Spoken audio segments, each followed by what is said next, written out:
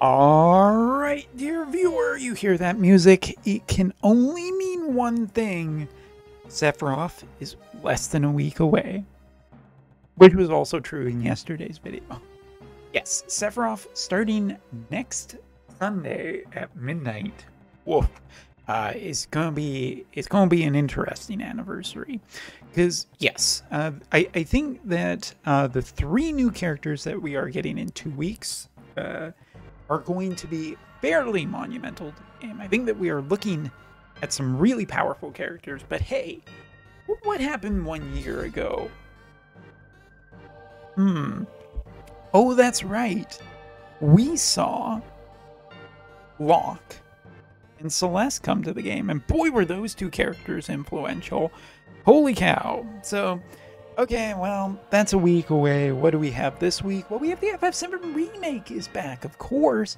And this time, we are looking at some juicy upgrades, I think. Yes, dear viewer. The shop upgrades, not really too much to talk about here. Basically, they look as you would expect. Just everything has kind of been refreshed, but there isn't really anything special. Hopefully the shop for Intergrade is going to feel much more developed. As for the pities for both Aerith and Barrett and Cloud are intact, as well as their shards, and even the shops have been refreshed to have multiple packs for multiple things. Like if we just take a look in here, look at this. We have tickets, we have shards, we have more shards, we even have the vision card stuff. So finishing vision cards and whatnot should be totally plausible within the elected time frame.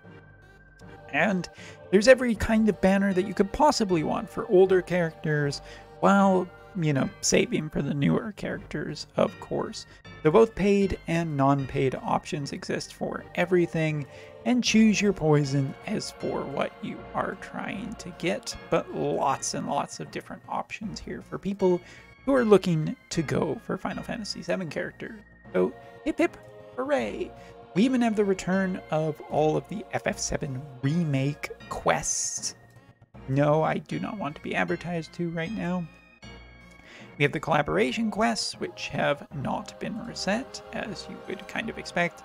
And both Cloud and Aerith's weapon farms have returned. And we're going to talk about those weapons in short order. Because now, here comes the fun part.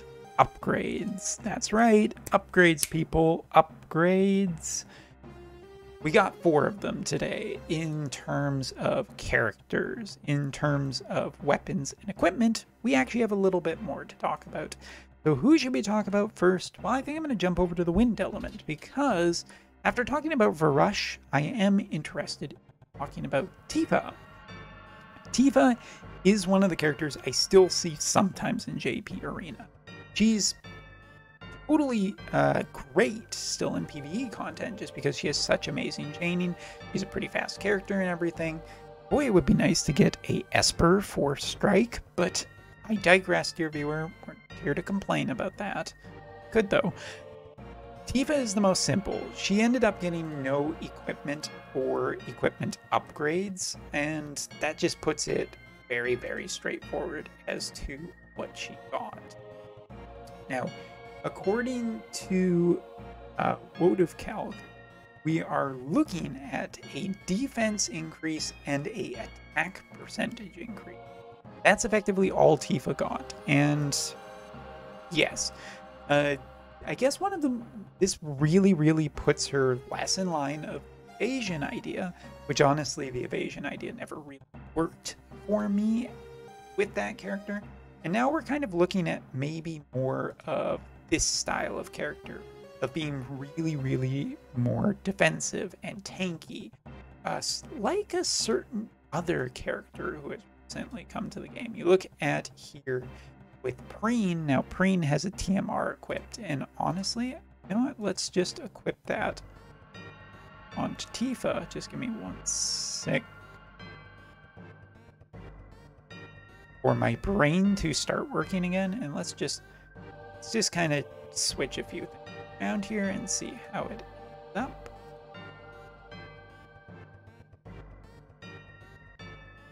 And you can see, minus the Odin kind of thing, Tifa is fairly comparable to a certain Water Fist character. Now, this Water character is in a multi-element party, and Preen is definitely the better version of the two.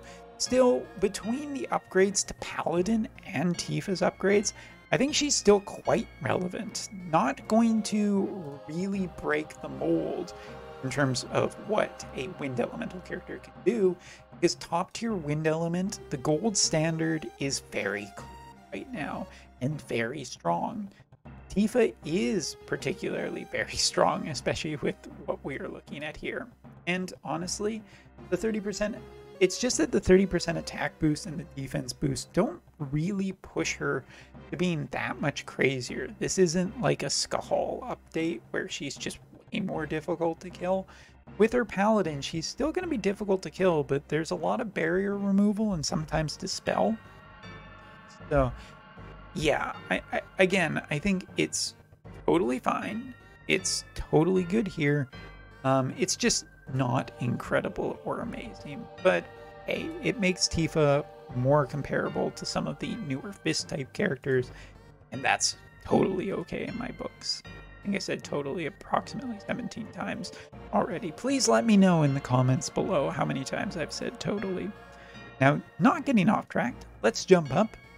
A water elemental character.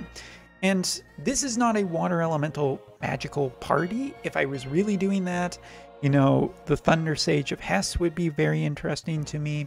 I'd have Miranda in this party, and I'd probably throw a few other water elemental mages in here too that you, dear viewer, can think of. What did Aerith get? Because Aerith's update is much bigger than Tifa. We're looking at Spirit increase by 15, looking at casting time of casting time down of 20%, slash and magic attack resistance of 20, and strengthening the effect of Inori. Now, Inori is a healing ability in her main kit. It's one of her main abilities.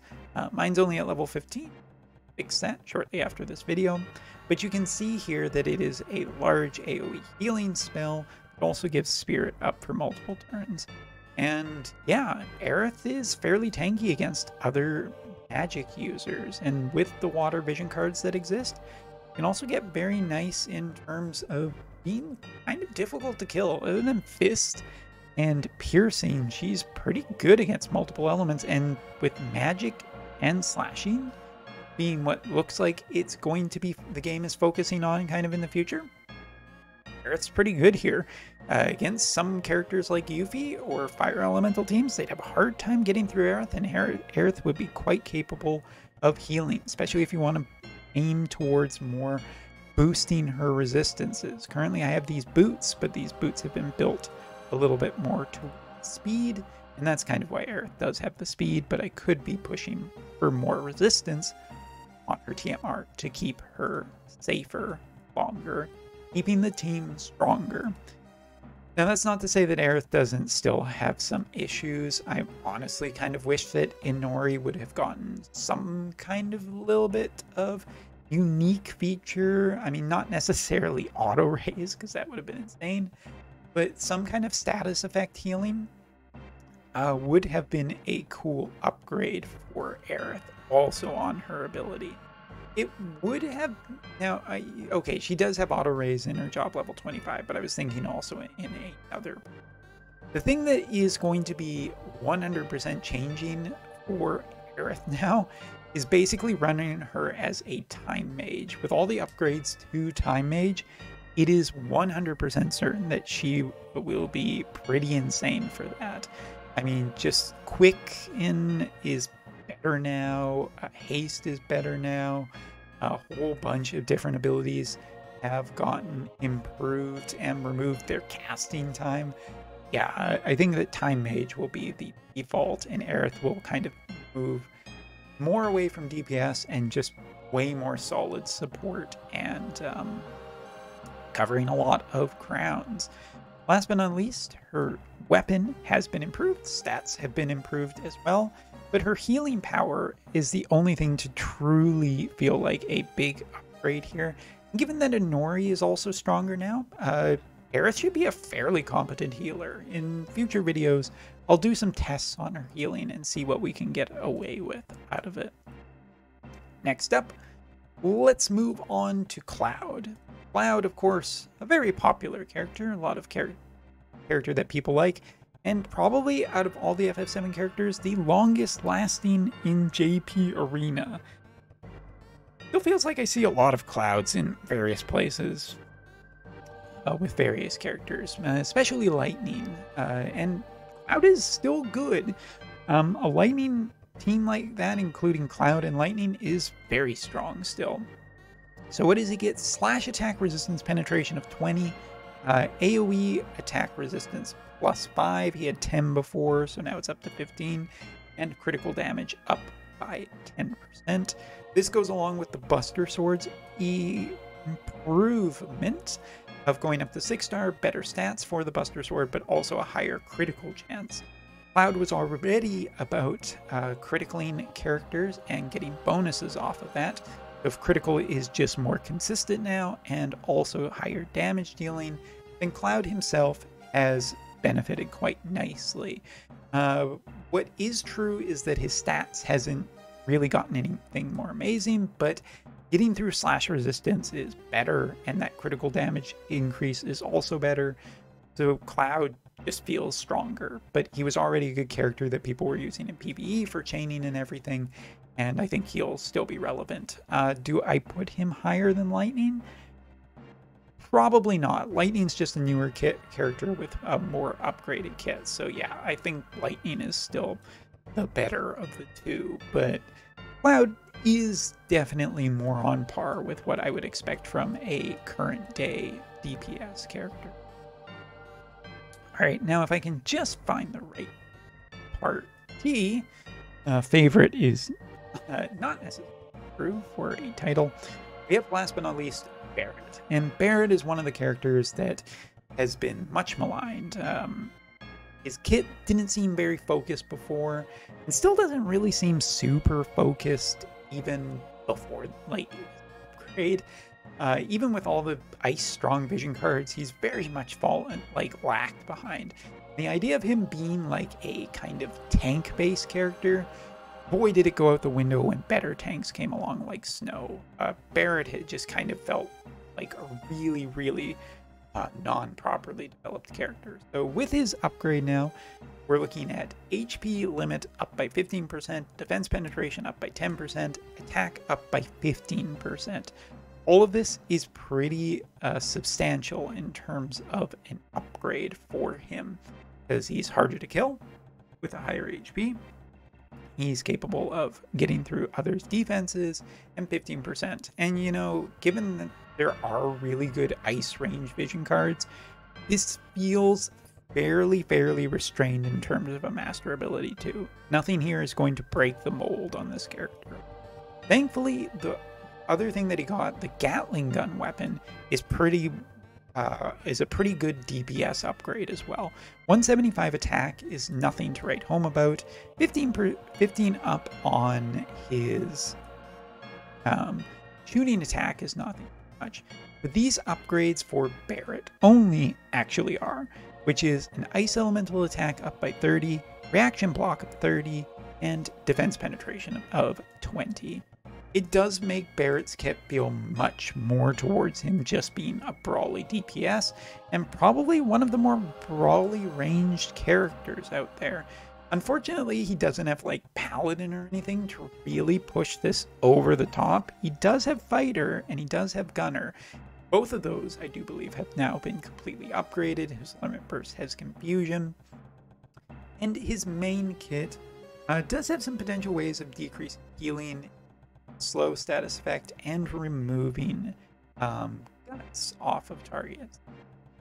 But a lot of his kit remained unchanged, and that has left me in a position of just being kind of dubious about whether his upgrades are enough to really get him there. I feel like I'm going to have to test this character out for a while and truly figure out whether he's good or not.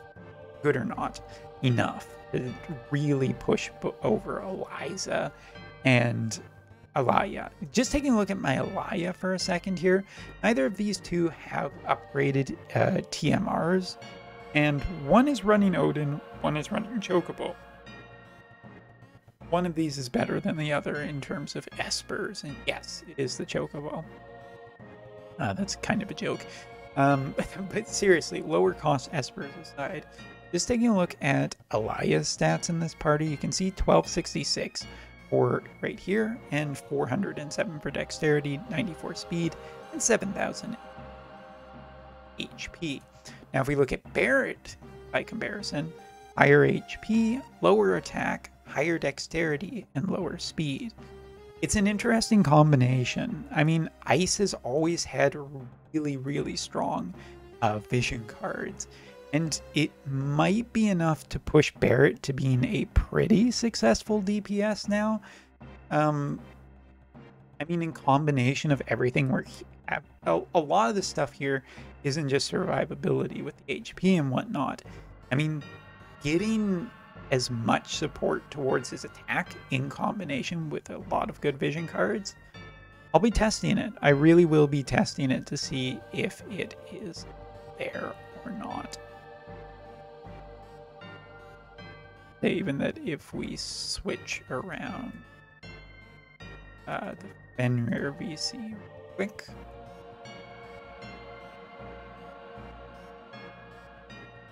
slightly boosted more attack.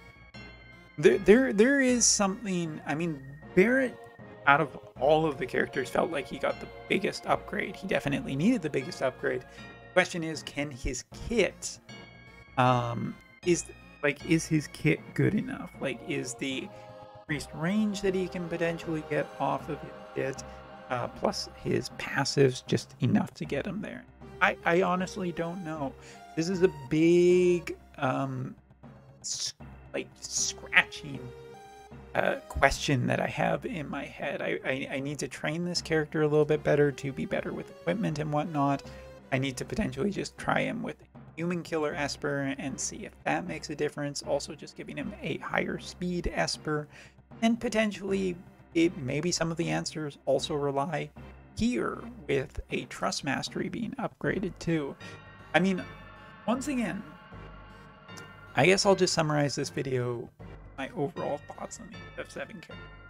Tifa, I think, is totally competent for a free character that you get the first copy of, and I think her upgrade is fine, and actually kind of puts her a little bit like Preen, in terms of also with the Paladin upgrades too.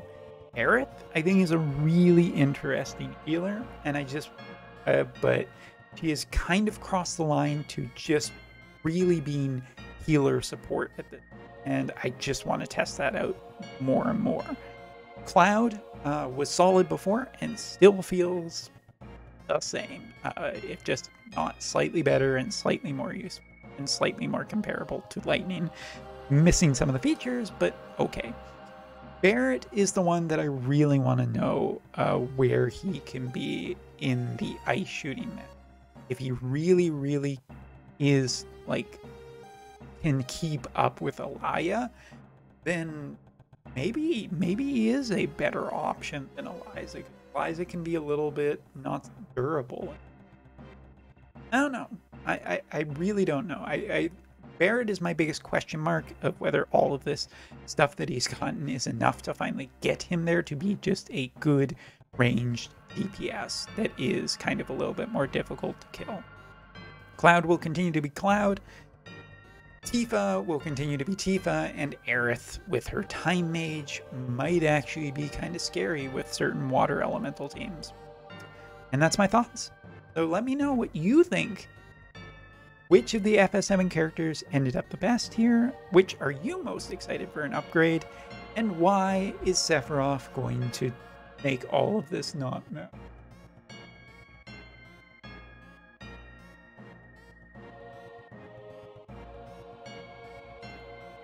That we're sponsored by anyone, but I just want to show this, like, this craft boss fruit tea.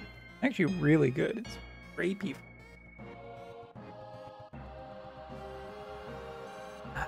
Thanks so much for watching. See you next time.